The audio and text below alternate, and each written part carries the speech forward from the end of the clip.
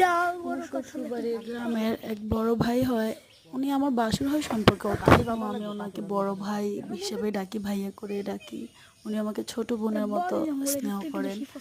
ঘাস কাটতে এসেছিল, তো ওনাকে বললাম ভাইয়া আমি তো এটা পারতে পারতেছি না, আপনি একটু পেরে দেন। তো উনি পায়ে ব্যথা সত্ত্বেও আমাকে মানে ওনার কাস্তেটা দিয়ে পেরে দিল। ভাইয়া এটাকে অনেক ধন্যবাদ।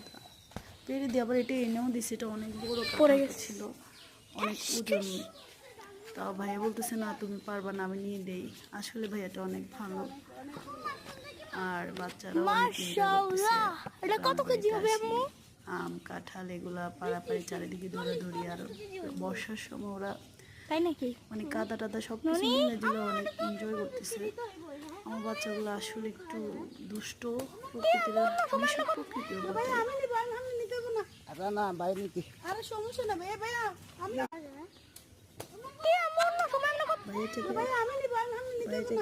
না বাইরে নিতে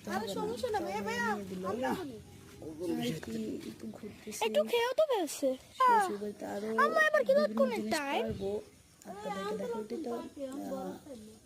লটকন গাছ আমার শ্বশুর আর আমি লাগাইছিলাম। কয়েকদিন পরে বিক্রি হবে না? দাদা ভাই আর কয়েকদিন পরে নিয়ে সিজন চলে আসছে।